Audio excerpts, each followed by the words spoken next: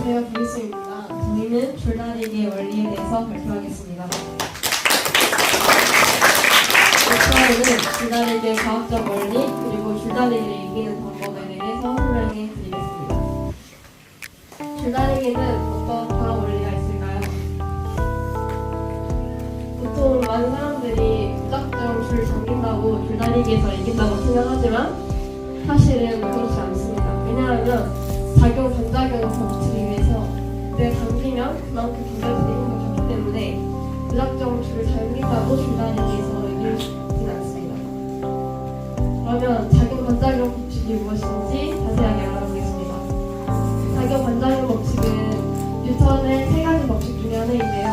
뉴턴의 세 가지 법칙에는 관성의 법칙, 가속도의 법칙, 그리고 작용, 반작용의 법칙이 있습니다. 이것들에 대해서 간단하게 알아보겠습니다. 관성의 법칙은 물체에 가해지는 힘이 0일 때 현재의 운동 상태를 유지하려는 성질인데요. 특징으로는 물체의 질량이 커질수록 관성의 크기도 크다는 점이 있습니다.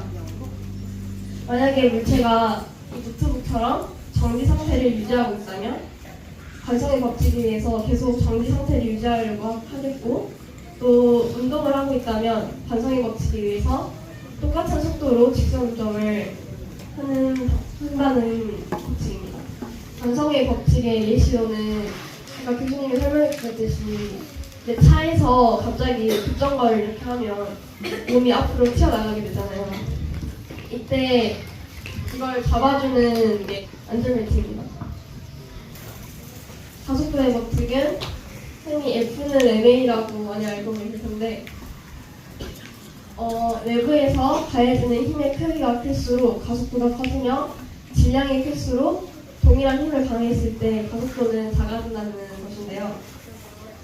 만약에 리진이와 혜인이를 다른 힘으로 밀었을 때 리진이는 20으로 밀었는데 혜인이를 10으로 밀었어요. 그러면 둘의 몸무게는 비슷하기 때문에 리진이는 좀 더 잘 밀리게 되고 혜인이는 리진이보다 덜 밀리게 되겠죠. 이게 힘의 크기에 따라서 가속도가 결정된다는 걸 보여주는 거고, 인성이와 혜인이가 있는데 인성이도 10만큼 밀고 혜인이도 10만큼 밀게 되면 인성이는 좀 덜 밀리겠지만 혜인이는 인성이보다 더 밀리게 되겠죠.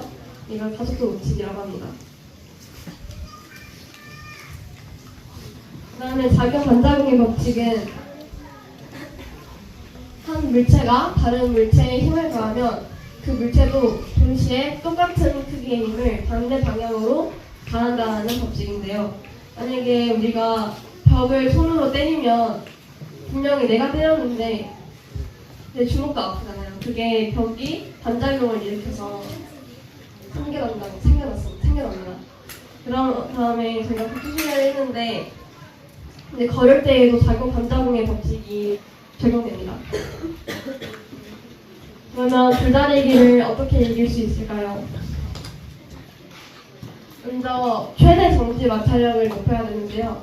최대 정지 마찰력은 정지에 있는 이 노트북을 제 손으로 이렇게 밀릴 때 밀기 전 바로 그 순간에 물체에 작용하는 마찰력인데, 최대 정지 마찰력은 질량이 클수록 마찰력도 더 커지게 되겠죠. 그래서 줄다리기를 했을 때 최대 정지 마찰력을 높일 신발을 착용을 해서 좀 더 안 밀리게 할 수 있고, 또 수직 항력을 키우는 건데, 수직 항력은 이제 중력이 저희를 아래로 끌어당길 때 아래로 끌려가지 않게 수직으로 지탱해주는 힘을 말하는데,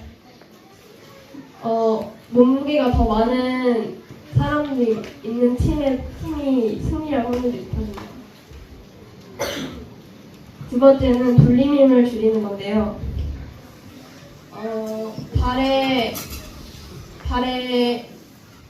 받침점과 그 다음에 힘이 작용하는 점까지의 선에서 수직으로 토크에 의해서 몸이 이렇게 훼손하게 되는데, 그렇게 되면 줄을 잡고 있다가 상대방에게 당기면 몸이 이렇게 회전하고 그러면 중심을 잃게 되니까 중심을 잡으려고 이렇게 앞으로 나가잖아요. 그러면 이제 줄다리기가 치는 거예요. 그러면 어떻게 이길 수 있냐면 줄을 최대한 이제 그 겨드랑이에 껴서 힘을 받아야 된다고 하는데 그게 아니라 줄을 최대한 아래로 내리고 그다음에 몸을 뒤로 젖혀서 회전하는 회전력을 작게 만들어야 합니다.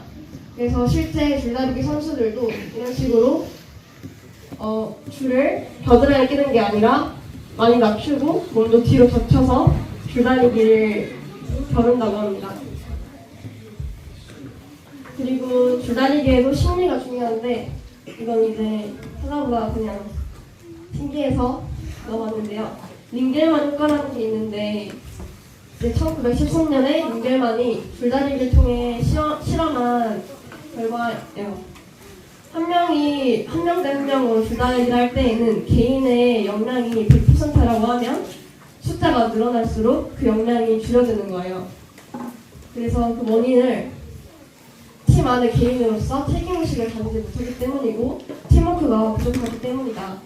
그래서 그 해결 방법은 목표를 분명히 설정하고 기여도만큼 보상을 해야 된다 라고 하는데 어떤 유튜브에서 학생들이 링겔만 효과를 역으로 이용해서 시합을 이긴 사례를 봐서 어떻게 하는 거냐면 원래는 처음에 줄을 당길 때부터 청팀 이겨라, 백팀 이겨라 이렇게 구호를 외치잖아요. 그런데 구호를 외치지 않고 처음 10초 동안은 무작정 아까 말한 자세로 줄에 매달려 있습니다. 그러면 이제 상대팀도 당황을 하겠죠. 그리고 계속 당기려고 하겠죠.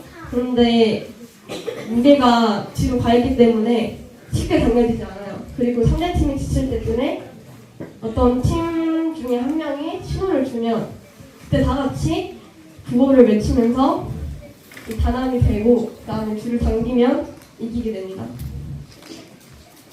그리고 위치도 중요한데요. 맨 앞에는 가장 세 보이는 사람이 기선제압을 해주는 게 중요합니다. 그리고 뒤에는 듬직한 사람이 버텨주는 게 중요하고 나머지는 가운데 그리고 힘이 센 사람은 앞으로 가는 게 좋다고 합니다. 이거 영상을 7조 4조 4조와 7조는 입장해 주시기 바랍니다.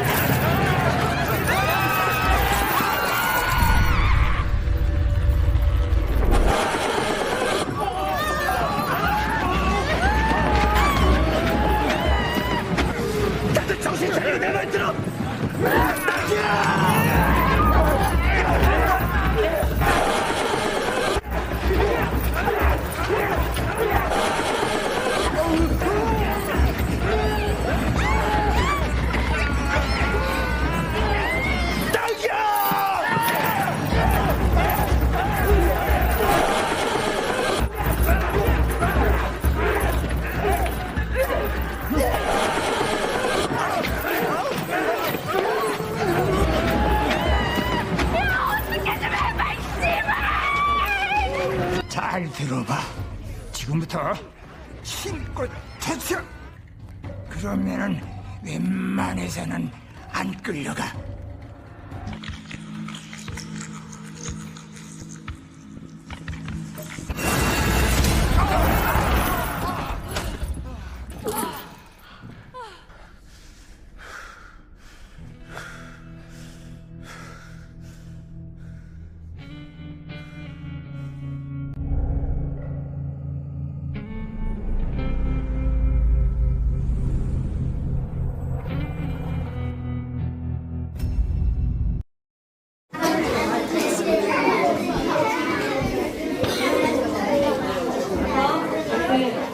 이제 에피소드는 저희 줄이 정말 경기하다가 끊어졌다. 그 다음에 번외로 만약에 우주에서 줄다리기 한다면 어떻게 될까요? 혹시 이야기할 수 있어요.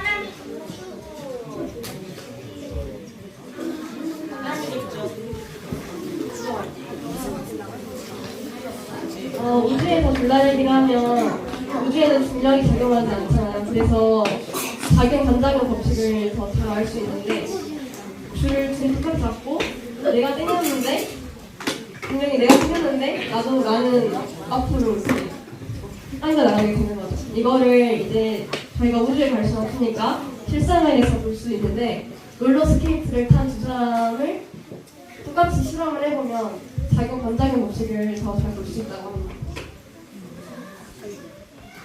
근데 이거는 이제 토론 해보면 좋을 것 같아서 가져왔는데 줄을 이렇게 한 줄로 사는 것과 그다음에 갈려져서 이렇게 사는 것 중에 뭐가 더 줄다리기에서 이길 수 있는 유리한 방법일까를 이야기해보면 좋을 것 같습니다. 감사합니다.